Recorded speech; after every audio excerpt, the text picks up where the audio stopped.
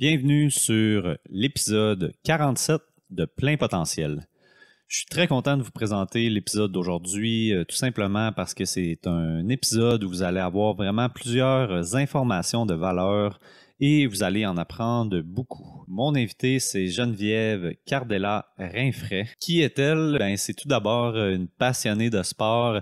Elle qui a pratiqué plus de sport que j'ai de doigts sur mes deux mains carrément. Elle est aussi entraîneuse depuis plusieurs années. Elle a aussi complété un bac en kinésiologie et est maintenant au doctorat en sciences de l'activité physique. Elle fait son sujet, son doctorat sur la psychologie sportive. D'ailleurs, elle est préparatrice mentale depuis 5 ans. Donc, c'est vraiment quelqu'un qui a le full package, là. Donc, une super entraîneur ou super préparatrice mentale, si on pourrait dire. Donc, elle a le domaine physique, le domaine mental, mais aussi elle a l'expérience d'une athlète. Donc, super intéressant de discuter avec elle. Un des sujets qu'on a parlé et qui m'intéresse particulièrement, là, c'est les effets de la musique sur la performance sportive. Geneviève a fait son sujet de maîtrise là-dessus. Donc, on peut dire qu'elle maîtrise relativement bien le sujet. Donc, on a parlé de sa recherche en particulier, là, mais aussi des autres recherches qui ont été faites sur le sujet. Donc, on a fait vraiment un tour d'horizon là, de qu'est-ce qui a été démontré pour l'instant sur les effets de la musique sur la performance. J'ai aussi beaucoup aimé qu'on discute là, des difficultés qui reviennent souvent là, chez les jeunes athlètes avec qui elle travaille en tant que préparatrice mentale. Et évidemment, très important aussi, on a donné des trucs, là, qu'est-ce qu'elle fait quand un athlète arrive là, et parle de ces difficultés-là. Donc, c'est quoi les trucs à appliquer? La discussion d'aujourd'hui, là, c'est faite en visioconférence, étant donné que Geneviève est à Montréal et que c'est en zone rouge là, actuellement. Donc, je préférais suivre les recommandations gouvernementales et ne pas me déplacer entre régions. Ceci étant dit, ça se peut que dans les prochaines semaines, je refasse des podcasts en présentiel, tandis que d'autres vont être en vidéoconférence. Donc, ça risque de varier là, avec les zones au Québec. Donc, j'espère vraiment en faire le plus possible en personne, en présentiel, mais on va voir ça. Je vous rappelle que mon nom est Francis Lapointe, coach en psychologie du sport, doctorant aussi en psychologie. Et le mental, c'est malheureusement un aspect qui est encore négligé dans le domaine sportif. Pourtant, l'impact sur les performances, là, il est énorme en fait. Donc, si pour toi, c'est une priorité de devenir meilleur, de t'améliorer dans ton sport, travailler ton mental là, devrait vraiment être aussi une priorité pour toi. Alors, si tu veux avoir plus de détails sur les services de coaching et les autres services aussi que j'offre, tu peux aller sur mon site web francislapointe.ca. Sinon, tu peux toujours me rejoindre sur mes différents réseaux sociaux, Facebook, Instagram principalement. L'épisode 47 de Plein Potentiel débute à l'instant avec mon invité Geneviève Cardella-Rainfray. Bonne écoute. Parle-moi un peu de ton background sportif, en fait. Là. Tu me parlais hier de tous les sports que tu as pratiqués, certains de façon compétitive, d'autres un peu plus récréatifs. Mm-hmm. Mais peut-être me parler un peu de comment ça a commencé, là, ton entrée dans le sport là, en général. Dans le fond, quand j'étais au primaire, là, j'ai fait vraiment plein de sports différents. Mes parents ils m'inscrivaient dans différentes activités selon les saisons. Donc, j'ai pris des cours de natation, j'ai participé à des cours de gymnastique préscolaire. Ensuite, je me suis inscrite au soccer, puis j'ai pas aimé ça, j'ai arrêté, j'ai fait du baseball. J'ai vu mon frère faire du soccer, donc je me suis dit peut-être j'aimerais ça réessayer. J'ai également fait des arts martiaux, donc judo, taekwondo, jiu-jitsu. Et puis, au fil des années, je pratiquais un peu plus dans chacun des sports que je préférais. Puis éventuellement, les 3 sports de compétition que j'ai le plus fait, ça a été le soccer, le judo et puis l'athlétisme. Et dernièrement, je continue encore dans l'athlétisme. J'ai fait 4 années en tant qu'athlète universitaire. Et puis, je continue comme athlète civile et puis j'entraîne aussi dans ces sports-là. Puis au niveau de l'athlétisme, c'est ça, c'est le javelot principalement là, que tu fais en ce moment, je crois, c'est ça? Ouais, exact. Donc, ma principale épreuve, c'est le lancer du javelot. Et c'est sûr que l'athlétisme, c'est assez diversifié comme type d'épreuve qu'on peut faire. Quand j'étais plus jeune, j'ai fait pas mal de tout, des sauts, des sprints, des lancers. L'endurance, ça n'a jamais été mon truc par contre, là, mais OK. au fil des années, je me suis spécialisée plus vers le javelot qui était ma meilleure épreuve. Puis pour le sport universitaire, par contre, le javelot est pas dans les épreuves du programme vu qu'on a une saison seulement intérieure. Donc j'ai participé avec les carabins dans les haies, saut en longueur. J'ai fait aussi un pentathlon il y a 2 ans, donc assez assez diversifié. Mais le javelot c'était toujours l'épreuve principale pour l'été. OK. Puis, ben ça, parle-moi un peu du javelot. Qu'est-ce qui t'a attiré là-dedans? À la base, c'est pas un sport qu'on connaît beaucoup.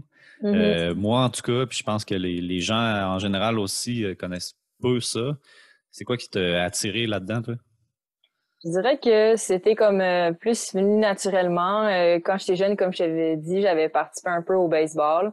J'avais quelques amis aussi qui jouaient, surtout des garçons. Puis après l'école, j'allais jouer avec eux. Donc j'avais déjà comme acquéri certaines habiletés de lancer plus naturellement. Et puis en athlétisme, quand ça fonctionne pour des compétitions de type Jeux du Québec, il y a une limite de nombre d'athlètes qu'on peut inscrire dans chaque épreuve. Et même si j'étais quand même bonne dans les sprints, j'étais jamais parmi les 2 meilleurs de ma région. Par contre, au javelot, ça, j'avais pas de problème à me démarquer. Donc, ça finissait toujours que j'étais la fille qui faisait les lancers. Et puis, j'ai continué à évoluer là-dedans. Puis, maintenant, j'adore ça. Donc, c'est vraiment comme ça que c'est venu pour moi, le javelot. OK. Puis, c'est un sport, qu'est-ce que ça demande au niveau musculaire, peut-être même mental, là, ce Mhm. serait quoi les caractéristiques là, vraiment de ce sport-là? C'est sûr que c'est une épreuve qui est répétitive. Il n'y a pas de surprise, là. Je veux dire, c'est pas comme un sport d'interaction comme le soccer où à chaque fois que tu embarques sur le terrain, tu es confronté à des situations différentes. Là, au javelot, c'est toujours la même chose. Les seules différences, ça peut être en termes de météo. Des fois, il fait plus froid, des fois, il y a des vents de face, des vents de côté. Mhm. Donc, au niveau mental, je dirais que ça prend une bonne concentration pour être capable d'effectuer le geste parfaitement au moment où on veut l'effectuer. C'est sûr aussi que t'es, on va dire en anglais, là, on the spot, là, tout le monde te regarde. Donc, il faut aimer quand même l'attention. Je pense qu'il y a des gens qui préfèrent les sports d'équipe pour être un petit peu plus invisibles. Ouais. Dans l'athlétisme, dans les sports individuels, t'as pas le choix. Quand c'est ton tour, si c'est pas bon, tout le monde va le voir, mais c'est le fun quand c'est bon aussi que tout le monde puisse le voir. Puis Ouais.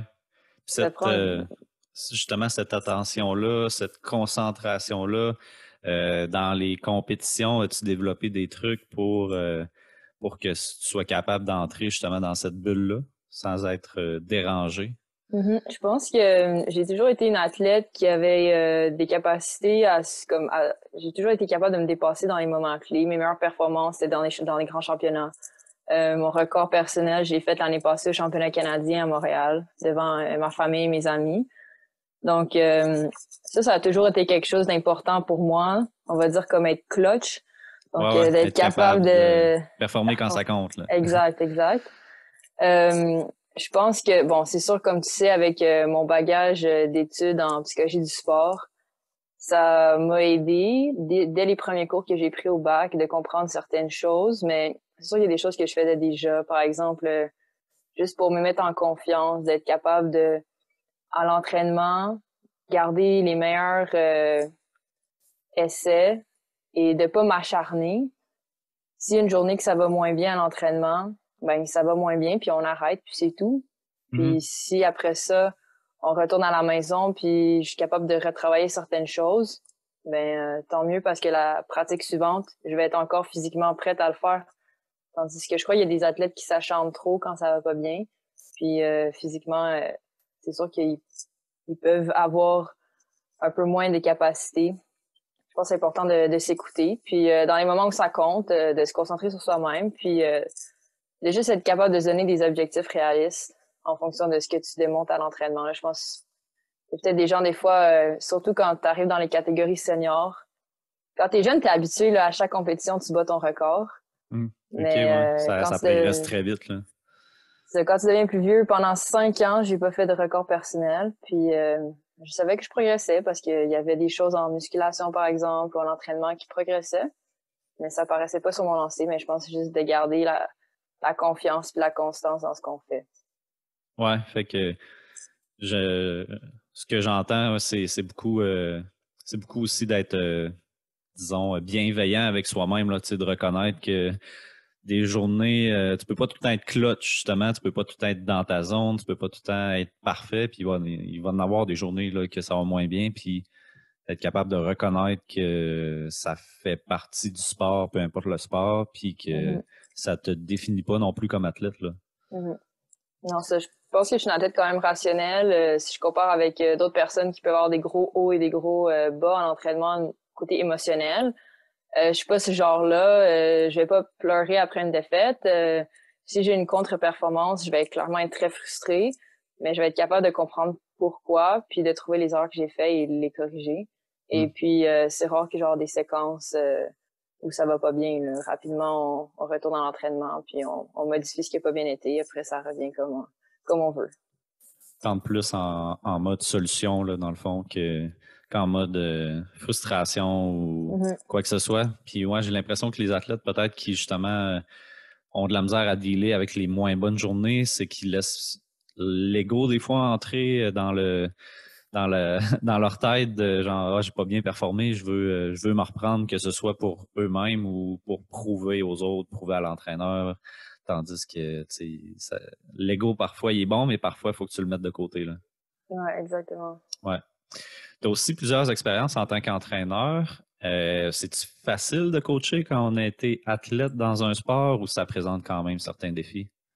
Je pense que coacher dans le même sport dans lequel tu as été bon, ça peut avoir des avantages parce qu'évidemment, tu sais c'est quoi le chemin à parcourir. Par contre, je pense que un des gros biais, ce serait de penser que tous les athlètes sont comme toi et de pas être capable d'être objectif par rapport à ce que tu observes chez eux. Hmm. Donc, pour moi, c'est vraiment important de vraiment être à l'écoute et d'être là pour aider l'athlète à trouver lui-même ses propres solutions. C'est sûr que des fois, je vais arriver avec des solutions parce que j'ai déjà eu des problèmes similaires, mais je vais pas prendre pour acquis que tout ce que moi j'ai vécu, les athlètes vont vivre de la même façon. Chaque athlète est différent, chaque parcours est différent. Juste au niveau du javelot, j'ai pas pour l'instant coaché des athlètes qui ont été très bons là-dedans. C'est sûr que je coach surtout des jeunes, mais j'ai eu plus de succès avec un sauteur en hauteur, par exemple, qui a battu un record du Québec juste avant Noël. Et OK. puis, c'est sûr que le saut en hauteur, ça n'a jamais été une de mes épreuves fortes personnellement, là, avec ma petite stature. Hmm. Donc, Ouais. non, je dirais vraiment que d'être athlète, c'est là de bons côtés, mais c'est comme un couteau à double tranchant. Faut être conscient de ses biais personnels. Ouais, puis c'est ça, il doit y avoir un danger de tout le temps vouloir que l'athlète applique ce que toi t'as fait parce que ça a fonctionné pour toi. Puis est-ce que ça t'est arrivé justement d'entrer, peut-être dans tes débuts, d'entrer dans des conflits ou des athlètes qui, ou peut-être de vouloir t'acharner, si on peut dire, à vouloir faire une méthode, puis finalement de te rendre compte, ok, ça marchait avec moi, mais c'est peut-être pas la bonne méthode pour cet athlète-là. Là. Mhm. Je dirais que ça n'a pas été quelque chose que j'ai vécu nécessairement. C'est sûr que le coaching, pour moi, c'est venu super progressivement. J'ai un jeune frère aussi qui a fait plusieurs sports. Notre père qui avait été entraîneur bénévole au soccer quand on était enfant. Et puis, j'étais toujours comme, on va dire, la petite adjointe, là, même quand Mhm. j'avais 12 ans, 14 ans, j'essayais d'aller aider mon frère puis ses coéquipiers à devenir meilleurs. Puis à 17 ans, là, j'ai commencé à coacher un peu plus au soccer, mais c'est venu vraiment progressivement. C'est sûr qu'avec le bac que j'ai fait en kinésiologie, mais j'avais les connaissances de base aussi pour être capable de bien coacher là, dès que j'ai commencé à prendre ça un peu plus sérieusement. Puis, donnerais-tu une importance plus grande à un ou l'autre, c'est-à-dire l'expérience versus les connaissances? Est-ce qu'il y en a un qui serait plus important selon toi pour un coach? Je pense que les connaissances, c'est vraiment plus important, surtout dans le long terme, là. Le coaching, c'est une profession qui est pas assez valorisée. Il y a beaucoup de gens qui sont des entraîneurs qui ont vraiment aucune formation, puis malheureusement, ça paraît sur les athlètes. Je pense que l'athlète peut devenir aussi bon que son coach. Le contraire, c'est pas vrai, là. Je veux dire, j'en vois des entraîneurs qui sont pas très bons. Malheureusement, ils sont avec peut-être des athlètes qui auraient pu devenir très bons, mais ils n'ont pas ce qu'il faut pour les développer. Ouais. Je pense qu'il faut devenir on est un peu comme des scientifiques dans le sport. Et puis, les connaissances, même si tu as été aux Olympiques dans ton sport, ça veut pas dire que tu comprends nécessairement qu'est-ce qui se passe derrière. Puis, surtout les Olympiens, puis les athlètes de haut niveau, c'est des gens qui se sont démarqués, qui ont eu des caractéristiques particulières qui font en sorte qu'ils sont comme des outliers. Ils sont pas normales. C'est des données extrêmes, là. Oui, des données extrêmes. Ils sont pas dans la norme, là. Donc, quand ils font face à des gens normaux, des fois, il y a des choses qu'eux ont été capables de faire que des gens normaux seront juste jamais capables de faire, là. Donc, je crois que ça peut être un peu plus difficile si on a juste de l'expérience, mais pas vraiment de connaissance de ce qu'on fait. Ouais, ça me fait penser à des entraîneurs qui ont tendance à être peut-être un peu exigeants avec leurs athlètes, puis à leur dire, moi, j'en donnais pas mal plus à l'entraînement, ou moi, j'étais capable de faire ça, puis toi, t'es pas capable. Peut-être que ça fait ça fait le lien avec, effectivement, c'est pas tout le monde qui est fait pour entraîner, puis aussi entraîner, c'est pas juste éduquer, c'est pas juste avoir des connaissances au niveau physique, mais c'est le côté humain, je pense, qui est vraiment important aussi, là. Mm-hmm. Exact. Ouais. Donc, t'avais-tu autre chose à ajouter là-dessus? Ben, j'allais dire oui, t'as raison, le côté humain, c'est tellement important. Être un entraîneur, c'est pas juste non plus la technique ou la tactique, c'est tout l'aspect de soutien psychologique, d'être capable de faire évoluer l'athlète dans un environnement favorable aussi. Des fois, peut-être dernièrement, on entend parler de situations d'abus, puis je comprends toujours pas comment des parents mettent leur enfant dans ces situations-là et ils sont pas capables de réaliser à quel point ça n'a aucun sens. Ouais. Je pense que des fois, il y a des parents qui ont pas ces connaissances parce que peut-être ils laissent l'enfant à la porte et ils vont jamais regarder ce qui se passe dans le gymnase. Ouais, c'est en plein ça. J'en ai discuté avec Sylvain Croteau de Sportêtre, là, que j'ai reçu sur mon podcast, justement. Puis c'est ça, il y a beaucoup de parents qui sont pas mal intentionnés, mais de façon un peu naïve, là, se disent l'entraîneur sait ce qu'il fait, puis ils laissent leur enfant là, puis ils font une confiance aveugle, si on peut dire, à l'entraîneur. Puis il y a des entraîneurs, malheureusement, qui profitent de ça, si on peut dire, là, mais ouais, c'est vraiment dommage. Là, on en entend parler de plus en plus. C'est négatif et en même temps c'est positif parce que de plus en plus on ouvre une discussion par rapport à ça, puis on se rend compte que les environnements sportifs malsains sont peut-être plus fréquents qu'on le pensait, là. Ouais. On va parler un peu de ta maîtrise et de tes études parce que tu t'es intéressé à l'effet de la musique, toi, sur la performance sportive dans le cadre de ta maîtrise. Qu'est-ce que tu as vérifié exactement, là? Quelle variable que tu voulais voir, puis avec quel athlète, quel sport? Donc, c'était quoi au juste l'étude, là? Ouais, donc en fait, c'est ça. La maîtrise, je l'ai faite sous la supervision de Dr. Wayne Halliwell. Lui a été préparateur mental assez connu au Québec du fait qu'il a travaillé avec plusieurs athlètes olympiques. Et puis, dans mon étude de maîtrise, je me suis intéressée, comme tu as expliqué, là, à la musique et plus particulièrement à l'effet des paroles dans les chansons sur le discours interne des athlètes. OK, c'était vraiment plus sur le discours interne, là, toi, là. Exact. Donc, en fait, le projet est parti de la rencontre que j'ai eue avec Sylvie Bernier. En fait, dans une conférence, elle racontait son parcours olympique, puis elle disait que pendant sa compétition, elle avait son Walkman, et puis elle écoutait la chanson de Flashdance, et elle écoutait particulièrement les paroles qui disaient « Take your passion and make it happen ».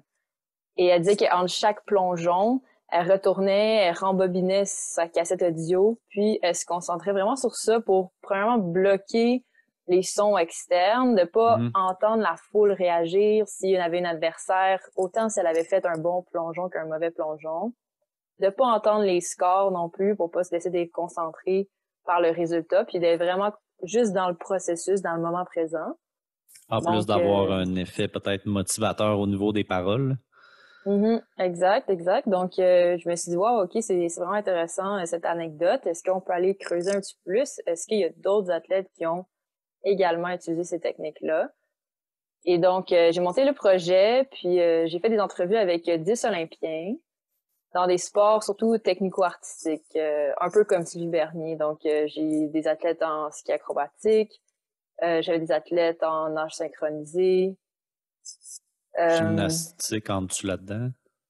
gymnastique entre là-dedans, mais j'avais pas personne de OK. ce sport-là. Donc, les athlètes me racontaient leur utilisation de la musique en entraînement, puis c'était quoi les effets que cette musique-là avait sur eux de manière très générale. OK. Fait que c'était Et plus sous forme d'entrevue vraiment que oui, tu as discuté là, avec les athlètes. Là. exactement. OK. Donc, c'était des entrevues. Et puis, à la fin, je leur demandais de choisir la chanson qui avait été, selon eux, la plus marquante pendant leur carrière d'athlète. Certains étaient encore actifs, d'autres non. Et puis, je leur demandais de réécouter cette chanson. Et pendant qu'ils écoutaient la chanson, d'écrire toutes leurs pensées, tous leurs souvenirs, leurs émotions que la chanson leur faisait vivre à ce moment-là. Et puis, en analysant les données des entrevues et du texte qui est ressorti de leur écoute, j'ai réalisé en fait que les chansons qui avaient été les plus marquantes avaient tous quelque chose de similaire, qui étaient 4 caractéristiques qui avaient été décrites aussi dans un modèle de la force mentale. Et OK. puis, que ces caractéristiques-là faisaient en sorte que le message, donc les paroles dans ces chansons-là, donnait justement cette idée de confiance, puis d'être capable de surmonter l'adversité, puis d'être capable de vraiment s'élever au niveau du défi qui leur était présenté. Donc, voilà, c'était ça OK. les résultats de l'étude. Puis, t'as fait, dans tout ça aussi, j'imagine, t'as fait aussi une recension au niveau de tout ce qui avait été écrit là, sur la musique. Moi, je connais un peu, j'ai fait un travail là-dessus dans le cadre de mon doctorat en psycho. Là. Mhm. J'avais vérifié les effets physiologiques, psychologiques, au niveau de la performance. J'imagine qu'on a lu pas mal toutes les mêmes études parce qu'il y en a pas tant que ça, mais il y en Mhm. avait quand même. Fait que, tu sais, au niveau des autres études qui se font en ce moment, peux-tu nous en parler? Est-ce que ça peut vraiment améliorer la performance de la musique? En fait, par rapport, si on regarde les épreuves d'endurance, on peut regarder une chose à la fois, mais Ouais. en épreuve d'endurance, on remarque qu'il y a un effet pour les épreuves sous-maximales, mais pas pour les épreuves maximales.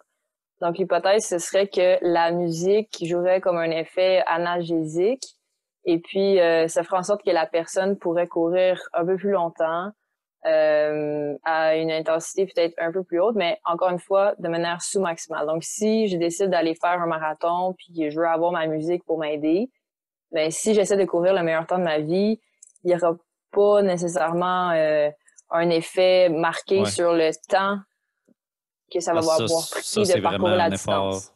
effort maximal là, dans ce cas-là. Mhm. Là.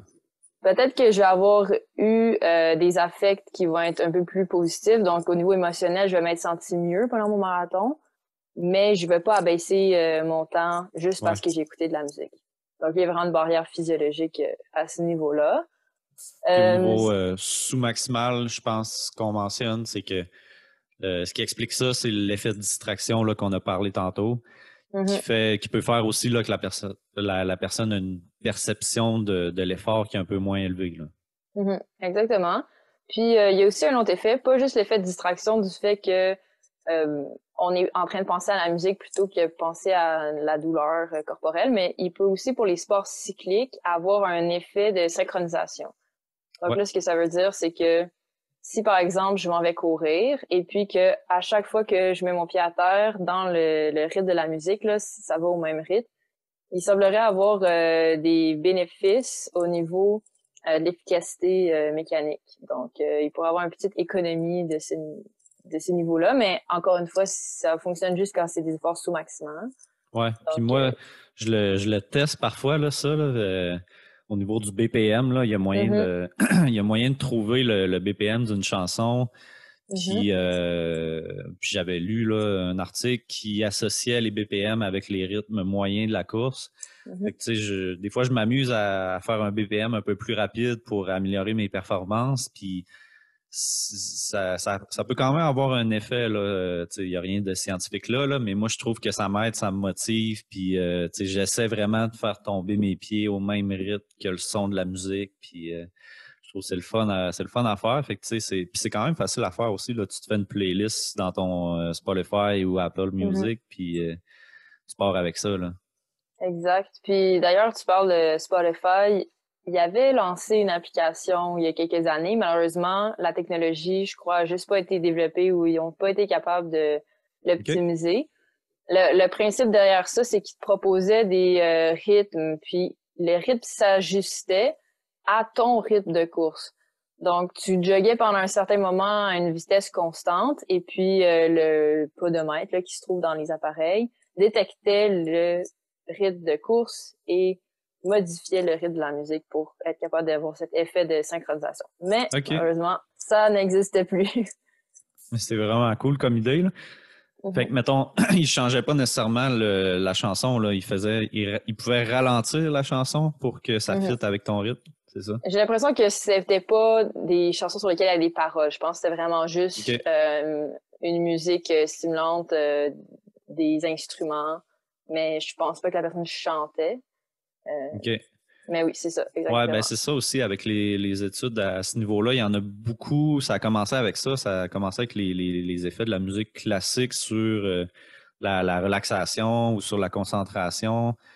Puis, tu sais, moi, ce que je me souviens d'avoir lu, c'est que d'avoir de la musique qu'on apprécie risque d'avoir beaucoup plus d'effets, là, parce que tu dis tu sais, de dire que la musique classique va relaxer, tu sais, c'est pas vrai pour tout le monde, là. Moi, ça me gosse, là, d'écouter la musique classique, puis ça me concentre pas pantoute, là, ça me dérange. Mhm. Oui, exact. C'est vraiment une question de préférence. Puis c'est aussi une question Ouais, d'exposition. Le plus on est exposé à quelque chose, le plus on va le préférer. Alors, si on est exposé très jeune à de la musique classique, on va être capable, on a une meilleure capacité à anticiper ce qui vient dans la musique et à comprendre ce qu'on entend. Et il y aura cet effet là au niveau de la dopamine de être capable de combler les anticipations. Et c'est ce qui fait en sorte qu'on aime la musique quand on est capable d'anticiper ce qui s'en vient. ouais. Puis, ce qui fait aussi qu'on peut se tanner. Des fois, quand on écoute la radio, je sais pas si tu écoutes la radio souvent, mais quand je suis en voiture, souvent, c'est ça que je mets. Et puis, à la radio, il y a toujours des bonnes nouvelles chansons, mais malheureusement aussi, il y a les mêmes chansons qui se Toujours répètent les mêmes, ouais. vraiment souvent. Ouais. Puis, à un moment donné, on devient vraiment tanné. Mais c'est ça, c'est l'effet d'anticipation, il est plus là. C'est un peu comme une drogue, là. On a besoin de quelque chose de nouveau puis de plus stimulant pour rechercher le genre de high de la musique. Mais la bonne Ouais. nouvelle, c'est que la musique, on peut pas en devenir dépendant. Ouais, ben c'est ça. J'avais écrit un article, moi, après avoir fait mon gros travail à l'université. J'avais fait un article sur un blog que j'avais à l'époque, puis j'avais nommé vraiment l'article La musique, drogue légale de performance. Parce que je me souviens que c'était dans un article de Cara Georgis, là, qui est Ouais. la personne principale qui a fait les études sur la musique, là, Ouais. mentionnait vraiment ça, là, que c'était c'est qu'on on peut dire ça, là, carrément, c'est une drogue légale de performance, là. Mhm, exactement. Puis c'est super facile d'accès, alors pourquoi pas l'utiliser? Ouais. Après, il faut juste savoir pourquoi on l'utilise. Puis même si on veut pas en devenir dépendant en termes, on va dire comme légal, Ouais, ouais. contrairement à une drogue, là, je pense qu'il faut quand même faire attention avec les athlètes de être capable de s'adapter parce que je crois qu'il y en a des athlètes qui deviennent, on va dire, dépendants, là. Dans le sens où s'ils peuvent pas écouter leur musique avant leur compétition, ils ont l'impression que leur compétition va mal aller. Ouais. Là, on entre un peu dans les superstitions d'athlètes, Mhm. là. Ouais. Exact. Donc, il faut juste faire attention à ça quand on commence à utiliser un outil comme la musique, de réaliser, ben, même si je peux pas l'écouter avant ma performance, faut quand même être capable de s'adapter à toute éventualité. Ouais. Euh, Puis ça peut être d'avoir justement un plan B. Mettons que t'as pas ta mhm. musique, qu'est-ce que tu vas faire, là? Ouais, exact. Puis personnellement, avant chaque grande compétition, je me crée toujours une playlist avec des musiques que je sais qui me rendent heureuse, qui me font en sorte que je me sens super bien. je mets toujours aussi quelques chansons qui m'aident à relaxer. Si, par hasard, je me sens trop stressée, je vais écouter ça. Puis je mets quelques chansons qui m'aident à m'énergiser parce que si je me sens trop relax, ben, je vais utiliser la musique pour m'aider à augmenter mon niveau d'activation. Et c'est vraiment des chansons que je choisis là, spécifiquement. Là. Je vais pas au hasard. Il y a rien qu'on laisse au hasard à une grande compétition, alors je vois pas pourquoi on laisserait au hasard la musique qu'on écoute. Et puis ça, c'est quelque chose que j'ai commencé à faire depuis mes premières années juniors, donc depuis 17 ans, 18 ans. OK. Ben, c'est cool de préparer différentes options là, parce que tu sais Mhm, pas nécessairement comment tu vas filer rendu là non plus. Là. mhm. Exact. Puis c'est des chansons que j'écoute dans l'auto avant de me rendre à la compétition, mais c'est pas quelque chose que je continue à faire pendant l'échauffement. De toute façon, dans la majorité des grandes compétitions, on n'a pas nécessairement le droit d'avoir des écouteurs ou quoi que ce soit Ouais. d'électronique sur le site de compétition pour une question de sécurité. Donc, selon les sports que les gens pratiquent, je pense que c'est quelque chose d'intéressant à utiliser, mais vraiment le faire de manière systématique. Dans l'échauffement physique, on commence pas à inventer qu'est-ce qu'on fait. On décide pas aujourd'hui je fais des squats ou aujourd'hui je fais des fentes. On a une routine. Mais je pense que de plus en plus les gens sont plus conscients de la routine, peut-être aussi d'échauffement mental. Et Mhm. puis ça peut faire partie des outils qu'on peut utiliser là, pour s'activer mentalement avant de s'activer physiquement. Ouais. Puis sinon, est-ce que la musique peut nuire à la performance? Euh, Dans l'étude, il y a deux situations qui ont été mentionnées là, par les athlètes. Donc, il y avait une des situations, c'était par rapport à la question comme de feedback de l'entraîneur.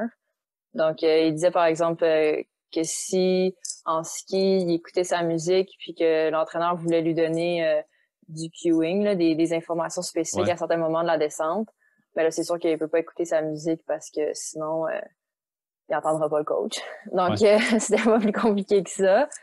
Une autre situation, c'est plus comme dans les environnements de groupe. Si c'est une personne qui choisit la musique et que toi, c'est pas une musique que t'aimes, c'est sûr que ça peut venir jouer négativement sur tes émotions. Alors, ça c'était l'autre situation qui était nommée. Ouais. Mais sinon, je vois pas vraiment pourquoi la musique pourrait nuire. OK. Moi, je sais que quand je fais certains sports, j'ai besoin de musique. Ben, besoin. Je performe beaucoup mieux avec la musique, tandis que d'autres Mhm. sports, j'ai besoin d'avoir pas nécessairement un cue d'un entraîneur, là, parce que je fais de l'escalade, mettons, de façon Mhm. récréative, mais j'ai besoin d'avoir des cues sonores de quand je place mes pieds sur les prises. On dirait que la musique peut me distraire, augmenter mon niveau d'anxiété parce que je suis pas conscient de tout ce qui se passe autour au niveau des sons. Là. Mhm. Mais je pense qu'il n'y Ouais. a pas grand-chose qui a été fait au niveau de la recherche là-dessus. Là, mais sinon, ben, tu en as parlé un peu tantôt. Tu fais aussi de la préparation mentale depuis 5 ans. Mhm.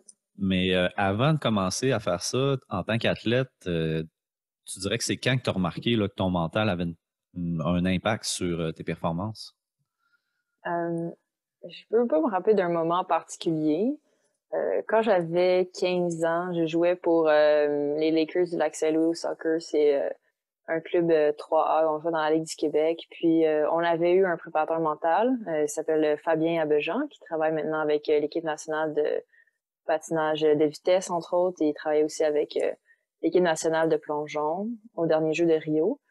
Et puis, lui était venu nous donner quelques petits ateliers sur comment se mettre en confiance, des choses comme ça. Donc, je pense que c'est là que j'ai plus commencé à prendre conscience de ces choses-là. Je crois aussi, ben, j'ai toujours regardé les Olympiques et puis je pense qu'à chaque Olympique, les préparateurs mentaux étaient de plus en plus présents. Les athlètes en parlaient de plus en plus et puis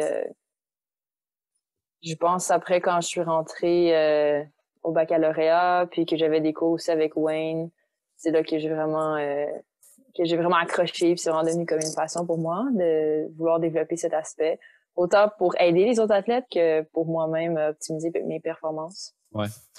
Puis quand t'aides les autres athlètes là, en tant que préparatrice, qu'est-ce que tu remarques? Y a-t-il des choses que tu remarques qui reviennent plus souvent dans les difficultés mentales des athlètes avec lesquels tu travailles jusqu'à maintenant? Je pense qu'il y en a beaucoup chez les plus jeunes que pour eux, c'est vraiment nouveau, ces concepts-là. Il y a des choses qu'ils font de manière automatique, mais il y a beaucoup de choses qu'ils savent pas faire. Par exemple, la visualisation, c'est une des techniques qui a sûrement démontré les meilleurs effets. Au niveau de la littérature, on a vraiment des évidences que ça fonctionne. Euh, mais c'est sous-utilisé chez les jeunes avec lesquels je travaille. Sinon, je pense que l'élément le plus important à développer, c'est vraiment la confiance en soi. Puis, il y en a qui l'ont juste par le fait qu'ils ont eu des bons résultats ou qu'ils ont un bon lien avec l'entraîneur, puis qui sont dans les meilleurs du groupe peut-être, autant dans les sports individuels que d'équipe. Mm-hmm. Mais je vois chez les adolescents, il y en a qui ont vraiment peu confiance en eux, une mauvaise estime de soi aussi. Et puis, dernièrement, j'écoutais The Social Dilemma sur Netflix. Je sais pas si tu l'as C'est écouté. les réseaux sociaux puis les cellulaires, là? Oui, Non, je exact. l'ai pas encore écouté, mais il est dans ma liste, là. OK. Bon, c'est sûr que c'était des témoignages de gens qui ont travaillé dans l'industrie, mais ils parlaient encore une fois du lien entre l'apparition des réseaux sociaux puis l'augmentation du taux de suicide chez les jeunes. Ouais. Puis, bon, suicide, c'est sûr que c'est un cas extrême, mais Juste l'anxiété puis la dépression en général qui, on dirait, est de plus en plus présente chez les jeunes, là. mhm. Donc, je veux pas dire des choses basées sur des témoignages, mais je pense qu'il y a quelque chose à regarder et à approfondir le lien Ouais. entre réseaux sociaux et Mais je santé pense que mentale. ça passe à travers la comparaison sociale, en fait, parce que la confiance en soi peut être vraiment affectée par le fait de se comparer avec d'autres. Puis, tu sais, dans le domaine sportif, c'est facile de se comparer. Si tu es dans un sport d'équipe, mais tu vas te comparer à tes coéquipiers. Si tu es Mhm. dans un sport individuel, tu vas te comparer. Tu as peut-être des coéquipiers aussi avec qui tu t'entraînes ou tu vas te comparer à tes adversaires. Puis, je pense que ça peut être un ennemi de la confiance en soi. Sinon, comme je mentionnais aussi tantôt, l'ego, j'ai l'impression aussi qu'il peut être un gros ennemi. C'est-à-dire que des fois, les athlètes ont une perte de confiance en soi, mais ils ont un ego fort, fait qu'ils veulent prouver qu'ils sont bons. Puis là, s'ils réussissent pas, ben ça redétruisent encore plus la confiance en soi. Puis là, c'est un cercle vicieux, là. Mhm. Ouais. Fait que confiance en soi, visualisation, euh, qui, euh, qui est peu utilisée. Sinon, la visualisation, justement, avec des athlètes qui vont avoir peu de connaissances là-dedans, comment tu vas introduire ça? Mhm. J'ai fait quelques activités au départ, par exemple, j'ai travaillé aussi en patin de vitesse courte piste, puis je savais les temps que les jeunes faisaient sur un tour ou un tour lancé, par exemple. Donc, je leur demandais de se mettre deux par deux, puis un athlète faisait la visualisation pendant que l'autre avait le chronomètre. Et puis, quand l'athlète qui faisait la visualisation décidait de commencer, il levait son bras pour indiquer à son ami de commencer le chrono. Et quand il pensait avoir complété son tour, il baissait son bras. Et puis là, il comparait le temps qu'il avait pris à visualiser avec le temps réel qu'il était capable de faire sur la glace. Donc, OK, c'était c'est juste un intéressant. petit aspect Y sur avait-tu souvent des patin. gros écarts? Oui, au début, oui. Oui. Ouais, Autant dans les deux extrêmes. Des gens qui faisaient des tours qui auraient fait des records du accéléré. monde. Ouais, Puis des gens qui me rapportaient, ah, mais je suis restée pris dans le coin de la glace. Là, on dirait que j'ai recommencé 3 fois cette ouais. section-là. Donc, il y en a qui allaient beaucoup trop lentement. C'est la Euh, fluidité aussi, là, des fois, que d'avoir vraiment dans sa tête une image en mouvement. Euh, Tu vas avoir tendance, quand tu pratiques pas souvent, à fixer à quelque part ou juste partir dans tes pensées, en fait. Fait que là, tu mm, reviens, puis là, t'es comme figé là. C'est quand même exact. plus complexe qu'on peut le croire, là. Mm, mm. Ouais, Ouais, donc ça, c'était un exercice. Puis je peux peut-être partager un autre exercice que j'avais fait ouais, de dessin. Donc, c'était comme une introduction aussi sur la capacité de revoir puis de revivre dans sa tête les images. Donc, je leur présentais des petits dessins tout simples là, à l'écran. Ils pouvaient regarder le dessin pendant quelques secondes et ensuite, ils devaient fermer leurs yeux et ils devaient le recopier sur une feuille. OK. Alors, c'était intéressant. Je pense que c'était fun comme activité d'introduction. Ouais, c'est ça, vraiment pour une première fois, là, de commencer avec une image fixe, ça peut être une bonne intro, là, parce que de toute façon, il risque d'avoir de la difficulté à visualiser du mouvement, là.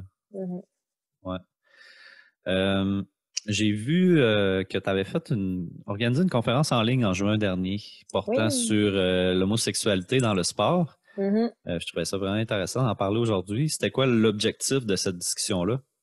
Ouais, ben en fait, étant donné que la Fédération d'athlétisme du Québec organisait plusieurs conférences sur différents sujets, je trouvais intéressant d'aborder le sujet de l'homosexualité parce que c'est pas un sujet qui est souvent discuté dans la vie en général. Puis je pense que dans le milieu sportif, il y a encore des tabous. Quoique le milieu de l'athlétisme est un milieu très ouvert, contrairement à d'autres milieux dans lesquels j'ai travaillé. Et puis j'ai lancé cette idée à la fédération, puis ils ont accueilli ça vraiment vraiment bien. Et puis on a discuté donc de comment mettre en place un environnement favorable et ouvert à la différence.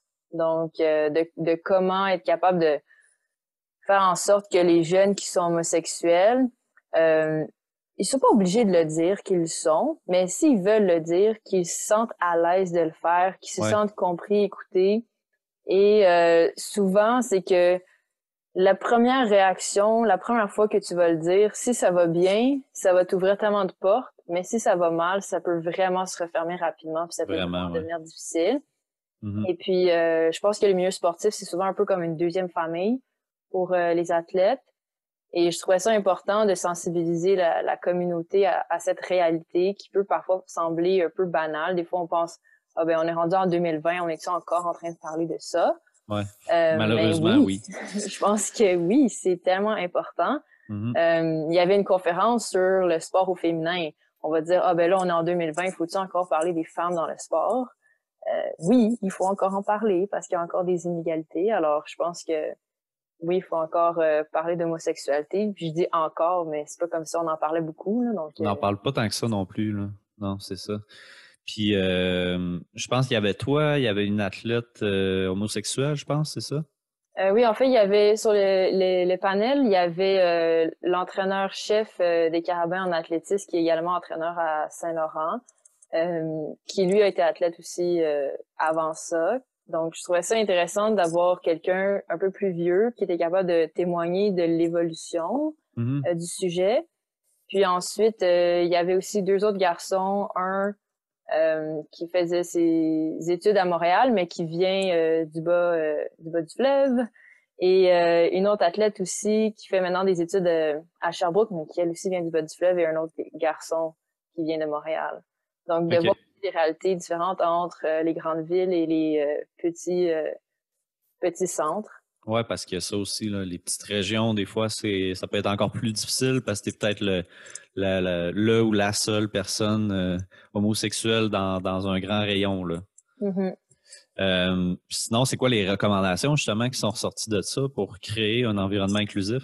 Ouais, donc c'est sûr que le panel, c'était un panel de gens qui venaient parler de leur expérience personnelle. On n'a pas parlé en tant qu'expert de la question, mais si je peux résumer ce qui a été partagé, c'est qu'il faut arrêter de tolérer les petites expressions du genre ah, arrête de faire ton fif ou ah ça c'est fucking gay.